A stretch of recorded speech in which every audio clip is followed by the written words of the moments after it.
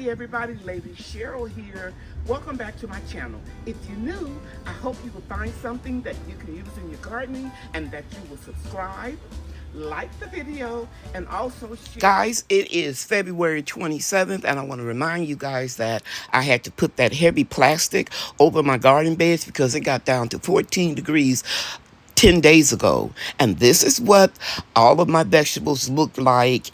They look perfect because I had frost cloths over them and 6 mil greenhouse plastic. The 14 degrees did not destroy my garden. Late fall and early winter, I grow what I know can handle a low temperature, at least a 32 degree temperature. But there are some of the vegetables in here, like the kale, that can handle all the way down to 0. Over the next few weeks, I'm going to be harvesting the majority of these vegetables in my large garden beds because now it's time to plant the spring seedlings.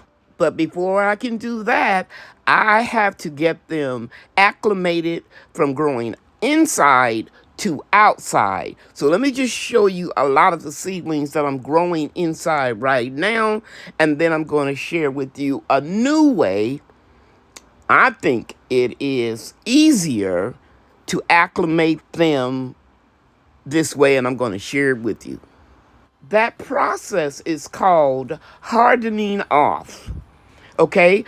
And I have a lot of videos on the way that I used to do it, but being a senior citizen now, when I learned that I can do things easier, that's what I do. And I'm going to share this easier technique of hardening off your plants by working smarter and not harder.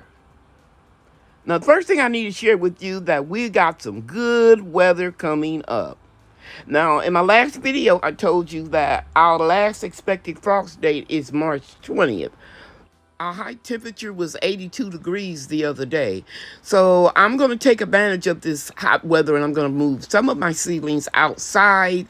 And that way, if we should get another cold front to come in before that expected last frost date, I can easily bring them back inside. This is how I'm going to turn in this Sterilite tote into a mini greenhouse. As you can see here, I simply put some holes for ventilation with my soldering gun. See, like right there. Just put some holes in it for rainy days that you don't want the plants to get overwatered. Okay? Very easy. Now I'm going to do one more. This one right here, so you can see close up. Make sure you have your oscillating fan on or do this outside because you don't want those fumes of the plastic to get into your lungs. It's really easy. I have several of these guns that I use for various projects. Real simple. Okay? I'll be back when I'm finished. So now you can see that I have 2 little totes ready with ventilation. And what I'm going to do is I'm going to put my very young seedlings in here. For example, I won't put this one, right? Because that's over the top of the tote. I'll put in something like this that has some growing room. Actually, let me show you what I'm really going to put out. These right here that you're looking at. I have over 30 seeds growing of marigolds in each one of these food savers. They will be the first to go out. Now look on the right side of the screen. You can see how much they have grown comparing to the left side of the screen. So look how they doubled in size in just 5 days since I made that last video. I also have more seedlings that are very small, you know, that are compact, and they have a lot of room to grow before they reach the top of this tote.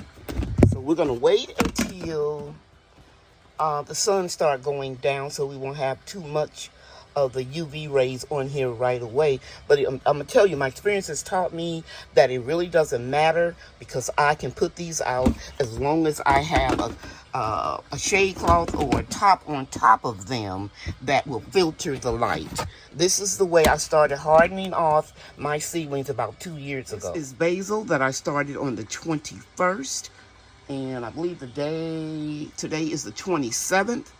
And I'm going to prick these out and put these in the garden where I want them to go. But I'm going to wait until they have the second or third set of leaves.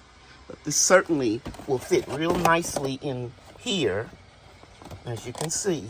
And I'll put 2 more here. And then I'll fill up this container here. Now you see, these seedlings are too big to go into that tote. But that's okay. I have another tote that is a little taller in height. And when I take the next sets of seedlings outside, I will be sure to include these. Marigolds, they are very forgiving. I want to show you guys something real quick over here. Look at my zinnias. They are beginning to flower. You see that beginning of the bulb? Yeah, when I take these out, they will be under a 50% shade cloth. And every day I will take the shade cloth off for just a few minutes and then put it back on. Look at that. Isn't that pretty? We're going to have beautiful zinnias. I'll pop a picture in here of what these are going to look like. Hey guys, it's me, Brian here, and today I'm going to show you the plants that Big Mama wanted me to put outside.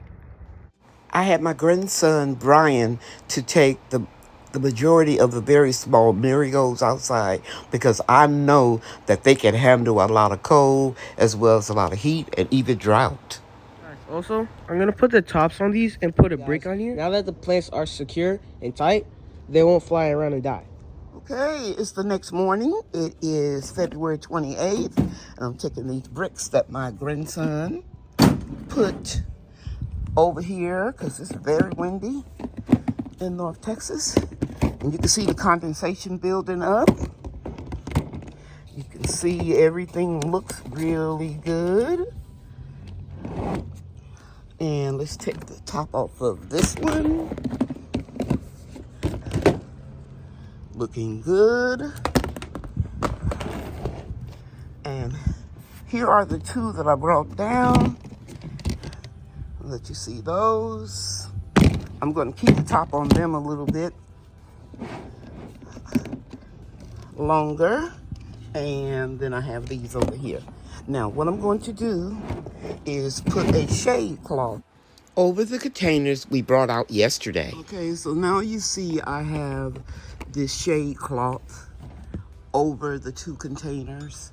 And contrary to popular belief, it's not that you can't take the plants out from under grow lights and then put them into sun where there are UV rays. It is the fact that you can't let it get too much at one time. So I will keep this on until the sun goes down, and then I'm going to take it off.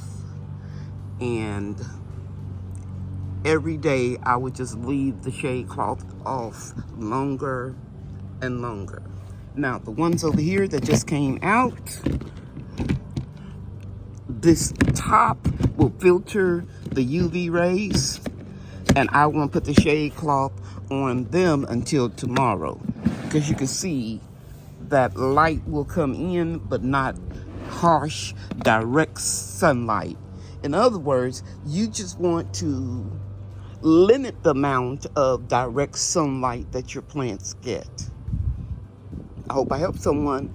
Now, if you've never done this before and you're still doing it the old-fashioned way that I used to do it, take them outside, put them in the sun for 15 minutes, then bring them back in the house, or move them to a shady area of your garden.